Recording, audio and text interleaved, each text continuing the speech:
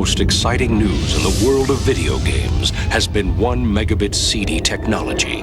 Until now. 2 words describe a phenomenon that has arrived upon the scene like a force of nature. TurboDuo power.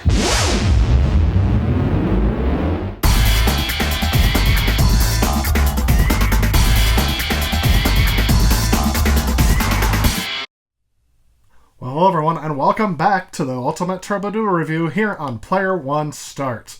So today we are going to start looking at the early games that were launched with the system, as well as the TurboDuo's console launch itself. So let's go ahead and start taking a look at this system and see what it was all about.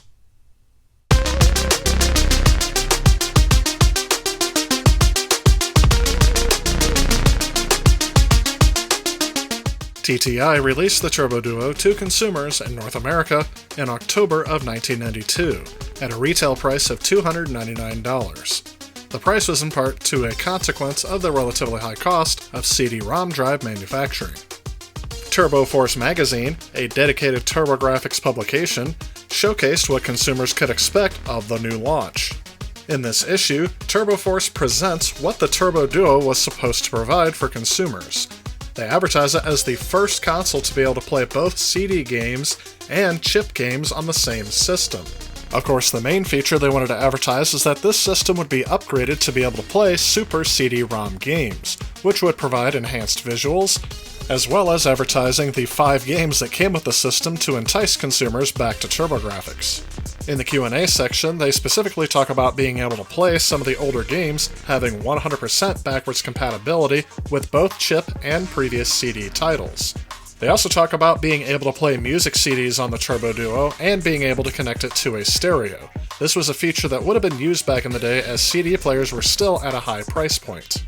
The games bundled with the system would initially include a multidisc with Gate of Thunder, Bonk's Adventure, and Bonk's Revenge, along with Bomberman Hidden In, which strangely they don't mention here.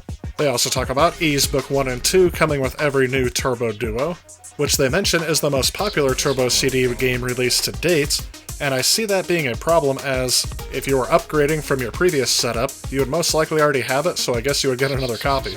And the 5th game not mentioned in this article was Dungeon Explorer. However, that game would later be replaced with a variety of TurboChip titles, such as Ninja Spirit and Final Lap Twin.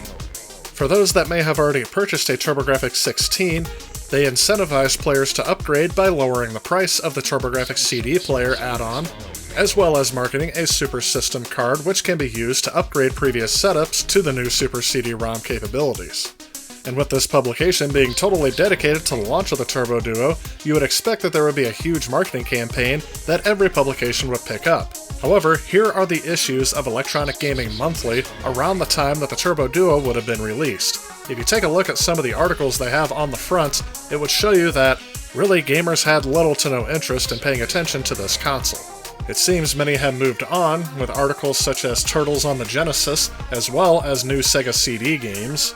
And the next issue had a feature that would show never-before-seen footage for the much-anticipated Sonic 2. It would indeed be an uphill battle if TTI was going to regain any part of the market. Also, for the TurboDuo marketing campaign, TTI used a character called Johnny Turbo. And let's just say this character was not received positively, with one game editor going so far as to call the advertising campaign as petty and overly confrontational. Looking at the games to collect for this system, the TurboDuo is the ultimate console to own from the Turbografx, as it does play all of the games released in North America natively. In addition to the 100-plus game card library, there was also the 20 Turbografx CD games, and there would be a total of 25 TurboDuo or Super CD-ROM titles. From October to the end of the year, there would be a decent amount of titles released for the system. It definitely greatly expanded the CD library, and was a welcome addition to the small dribbling of HuCard titles that were being released as well. Eventually, only Super CD-ROM titles would be released by the end of the system.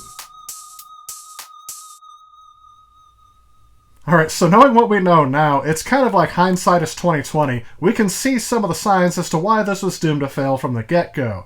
But, is all lost? Are the games any good? Well, let's go ahead and take a look.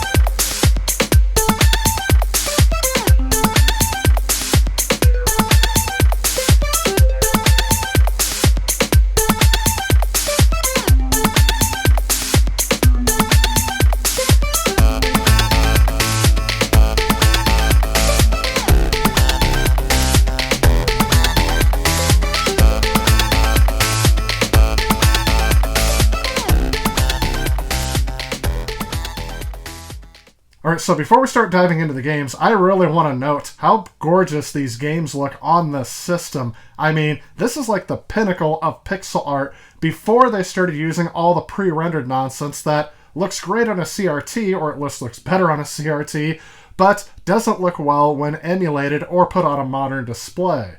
So I just wanted to note that because these are the best looking games on this system, and I'm excited to actually get to try them out. Let's go ahead and pop in the first disc and see what happens.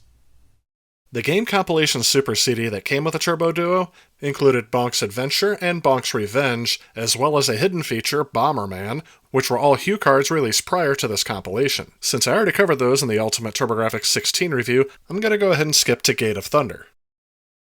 As you start up the console, it will say Super CD-ROM 2 System version 3.0, unless of course you are able to get that arcade card working on here, but I'm going to go ahead and press the run button, which yes, must be done before you can start any CD game.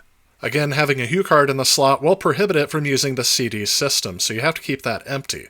It does take a little bit for this to load, so I'm going to go ahead and skip forward to when the game actually starts.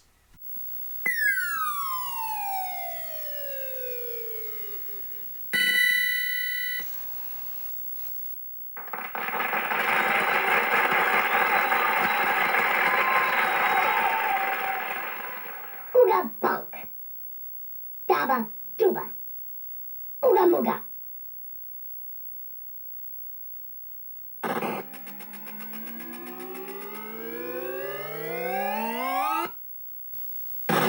Gate of Thunder.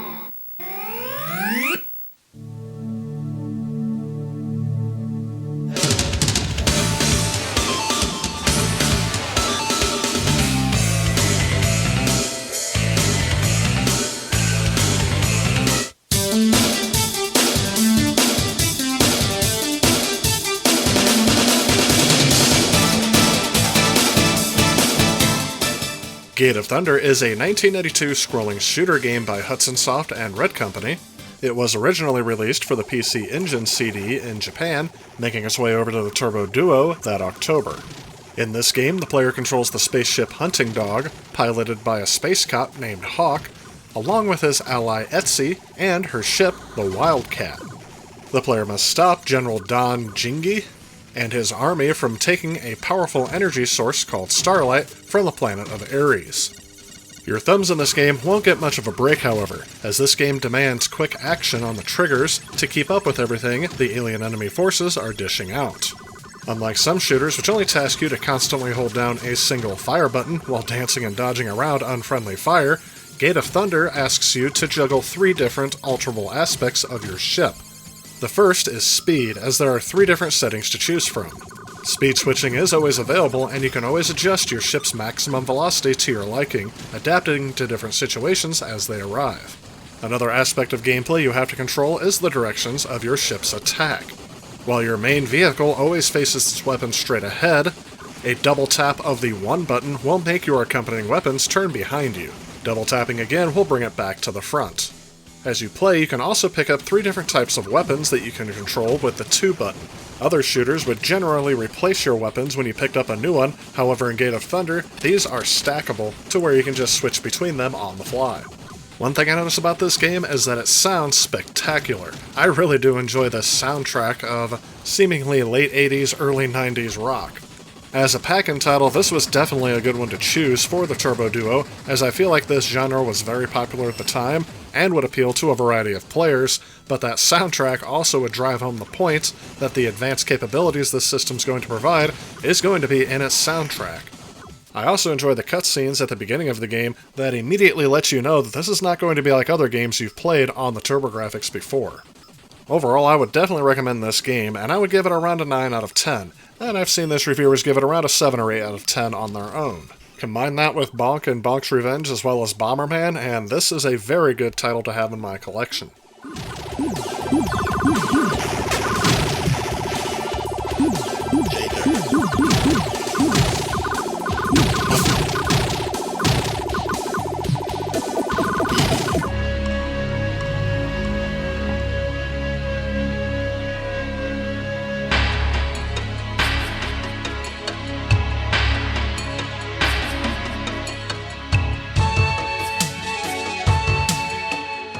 Shadow of the Beast originally was released in 1989 for the Commodore Amiga, and at the time it was considered a groundbreaking game with great graphics. Perhaps the most popular version of this game, though, was on the Sega Genesis/Mega Drive because it was the console that had the most mainstream success. This game would be released for the TurboDuo in 1992 as one of the first games available for the system, and it is considered the most playable and casual gamer-friendly version of this game. In this game, a person is kidnapped as a child and corrupted through magic to turn into a monstrous warrior serpent to serve the evil beast lord Malatoth. And because he was turned into a beast and the evil lord killed his father, he is out for revenge.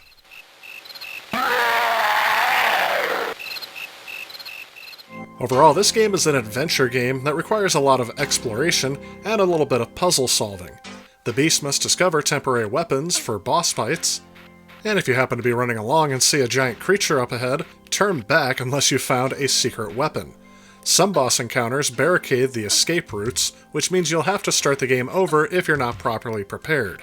And this is something that happened to me multiple times throughout my playthrough. It has been noted in other reviews that these cheap reboot moments are part of the reason for the Shadow of the Beast having acquired a reputation for being extraordinarily difficult.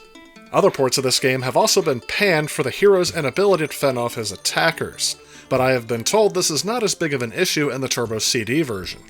In the original Amiga version, even the grass could kill you, but the TurboDuo version cuts out some of those obstacles. Shadow of the Beast is the game that made its original creators, Psygnosis, famous. Its melding of artful atmosphere with comforting simplicity inspired many other adventures throughout the 1990s, including the Turbo CD's own, critically acclaimed Shapeshifter. And although many sequels and spin-offs would appear over the years, they would never achieve the same level of success as this game. Overall, I felt that this was a decent port of the game. The graphics are sharp and appealing, and offer a good upgrade over the Sega Genesis title. And overall, I see other reviewers would give this game between a 6 and an 8 out of 10. I would squarely put it at about a 7 out of 10. Finding this title a bit fun, but it's not one that held my interest long enough for me to complete it. Of the Super CD titles that you can collect, this one also wouldn't break the bank, so I am inclined to recommend this title because it is pretty cheap and will offer you some playtime out of this system, but it is especially going to be appreciated by those that are fans of this game.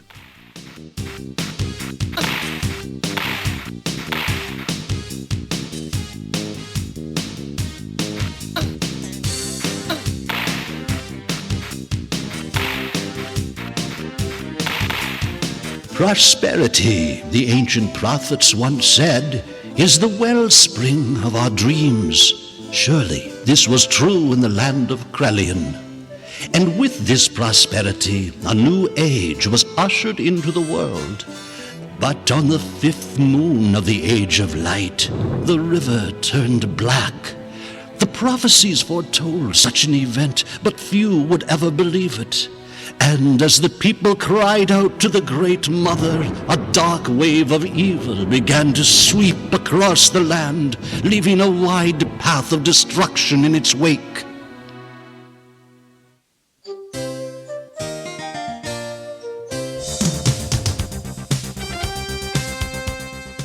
Shapeshifter is a platform side-scrolling action game that includes some role-playing elements. It was developed by ICOM Simulations and published by Turbo Technologies Inc. for the PC Engine and Turbografx CD add-on in 1992. In this game, the player takes control of a barbarian named Lycos, who has the ability to transform into different creatures. These creatures include a panther, shark, golem, and golden dragon. The player must traverse through the game's 16 areas, defeating 12 bosses in order to win the game. The player will start out in the hub world, the city of Trehelm. While in the hub, the player can purchase weapons, armor, advice, as well as restore health and save their game. The player starts out with a simple kick attack, however additional attacks can be added by purchasing and upgrading weapons. Each weapon can be upgraded a total of 3 times to increase the amount of damage dealt towards enemies.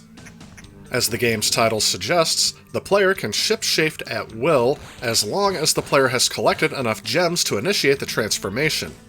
The amount of gems the player has determines how long the player can stay in the selected form. Another unique concept in this game is the lunar cycle. In the game's HUD, the moon's position relative to the sun is displayed. Every time an eclipse happens, lightning will strike the player to restore all health. This comes in very handy in a lot of sticky situations. Upon its release, TurboPlay magazine gave this game about 8 out of 10 stars, praising the game's appealing and detailed graphics, as well as the high-quality CD audio soundtrack. However, the game was critical of the simple gameplay and weak story. Overall, my review seems to follow along with that, although I don't think that the weak story is as much of an issue for me today. The gameplay is simple and can be tedious at times, but it wasn't something that drew away from my experience. I think fans of action platforming and RPGs would like this game, and I would give it a recommendation for pickup. Of course I would, because I thought it was the game so nice, I bought it twice. Alright, so this video is actually running a little long, so I'm going to go ahead and stop it here, and we're going to continue looking at these games in the next part in this series, so stay tuned for that coming out to you real soon. Again, if you like what you see, please remember to click on that like button below, leave a comment, let me know what you liked about today's video, let me know what you'd like to see in the future. Also, let me know if you played any of these games, and if you grew up with TurboDuo. I'm really interested to hear what your experiences were with this back in the day. That said, I do want to thank you all so much for watching. Stay tuned because I have more content coming, and I will see you all in the next video. If you like this video and you'd like to help out with future projects on this channel, please consider supporting me on Patreon. Also, if you enjoy the content of this channel, please remember to click on this subscribe button. Again, I want to thank you so much for watching. I'll see you next time.